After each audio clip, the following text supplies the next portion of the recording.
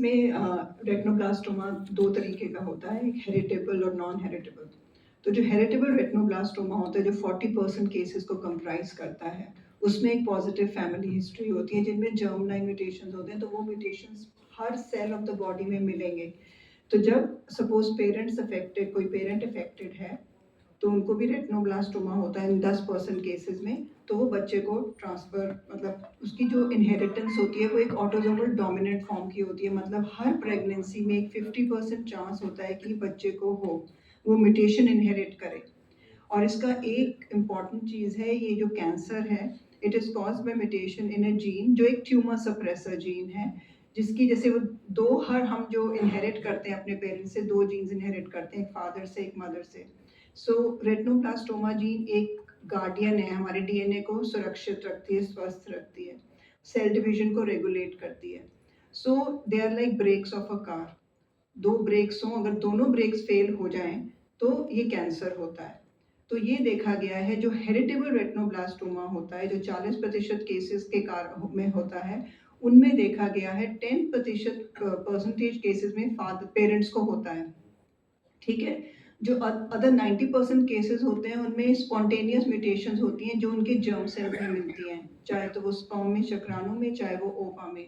But उसके कारण बच्चे अपने हर सेल में वो म्यूटेशन एक्वायर करते हैं। So first mutation by birth ही होती है, मतलब at the time of fertilization उनमें होती है। दूसरी म्यूटेशन उनके रेटिना, जैसे वो आँख का पर्दा जिसमें रेटिनोब्लास्टोमा होता है, उसमें होती है। जैसे ही दोनों म्यूटेशंस हो जाती हैं, तो वो रेटिनोब्लास्टोमा जीन जो प्रोटीन बनाती है, वो उसका फंक्शन चले जाता है और फिर सेल्स अनकंट्रोल प्रोलिफरेट करते हैं, मल्टीप्लाई करते हैं, जिसके कारण ये कैंसर होता है।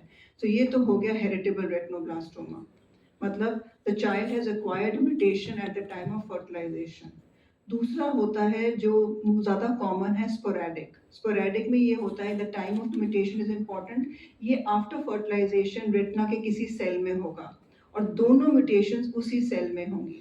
तो यूजुअली देखा गया है जो रेटिनोब्लास्टोमा एक आँख में होता है, वो ये होता है स्पोरैडिक, जो नॉन हेरिटेबल फॉर्म है।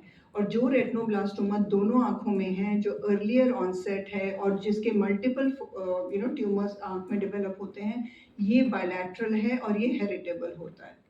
सो मेनली जो जीन इन्वॉल्व्ड है वो है रेटिनोब्लास्टोमा जीन। तो ये इस gene, it's also known as the guardian of the genome, and इस जीन की म्यूटेशन से ये पाया जाता है, क्योंकि उस जीन की म्यूटेशन से जो प्रोटीन बनता है, जो हमारे सेल्स के सेल डिवीजन को रेगुलेट करता है, वो नहीं बनता है। इस कारण सेल की डिवीजन अनकंट्रोल्ड होती है। तो मेन तो वो जीन है। पर अब देखा गया है कई यूनिलैटरल केसेस में जिसमें फैमिली हिस्ट्री पॉजिटिव नहीं है, कई और म्यूटेशंस पाई गई हैं जो गेन ऑफ फंक्शन म्यूटेशंस हैं किसी ऑन्कोजीन में। तो वो गेन ऑफ फंक्शन म्यूटेशंस भी सेल को बहुत रैपिडली प्रोलिफरेट होती हैं। सो और जीन्स का भी अब रोल पाया गया है। सो ये तो हो गया मोनोजेनिक, जिसमें कोई जीन्स इन्वॉल्व हैं।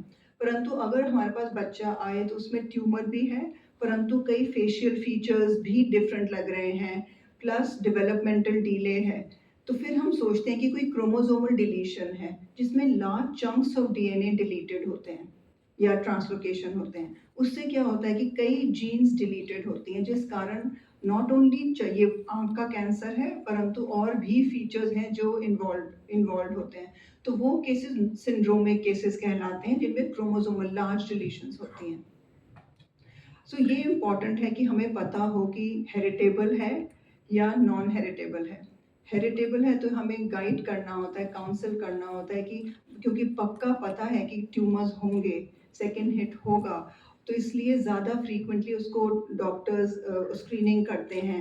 ये लॉन्ग टर्म फॉलो अप पे रहते हैं, क्योंकि उनके पास ऑलरेडी एक म्यूटेशन उन्होंने हर सेल में इनहेरिट किया है, इनका risk for developing other tumours also is high. और अगर ये सर्वाइव करें, तो eight the time of pregnancy जब ये अपना बच्चा प्लान कर रहे हैं, तो इनको काउंसल किया जाता है इन कपल्स को, that they should go in for prenatal diagnosis, so that अगर उनके बच्चे ने भी वो म्यूटेशन इनहेरिट करी, जो 50% चांस है at each pregnancy, then they can actually be told to go in for early elective delivery, so that जब ट्यूमर बहुत छोटा हो वो पकड़ में आ जाए। एक सामान्य कपल है जिसकी फैमिली में हिस्ट्री नहीं है, हम्म। तो क्या इसकी जांच पहले से मुमकिन है, जब अ, बच्चा इस धरती पर नहीं आया उससे पहले पता चल जाए कि ऐसा कुछ है? नहीं, ऐसा पर हम कुछ तो जब भी टेस्टिंग करते हैं जब एट रिस्क केसेस में या जिसके पेरेंट्स अफेक्टेड हैं, चाइल्ड या एक सिबलिंग दूसरा भाई बहन अफेक्टेड है, तो जब हम ये टेस्टिंग करेंगे, ऐसे नहीं करते हैं। मैम अगर जो किसी कपल को पता ही नहीं कि दे आर हेरिटेबल ना, हम्म। तो उसमें फिर कैसे उनके लिए नहीं, लाइक इसीलिए तो ये अवेयरनेस बढ़ा रहे हैं कि अगर एक फैमिली में एक बच्चा होता है या पेरेंट्स को था, तो ये फिर ज़रूरी है कि जब वो प्रेग्नेंट हैं तो ये टेस्ट कराया जाए और उनको ये पता चले। अगर बच्चा पैदा भी होता है, इन्होंने नहीं टेस्ट कराया, तो अगर बच्चे में ये वाइट जैसे रिफ्लेक्स मैम ने बताया जो ग्लो कहते हैं, या देखने में स्ट्रेबिस में ये होता है तिरछापन, या कोई भी फीचर्स हैं, तो फिर इमीडिएटली वो डॉक्टर को कंसल्ट करें। मैम इसमें रिलैप्स के भी चांसेस होते हैं क्या, जैसे और कैंसर्स में होते हैं? सी अगर हेरिटेबल हो तो डेफिनेटली ट्यूमर्स उसी आई में दूसरी आई में भी हो सकते हैं, and later on other tumours also.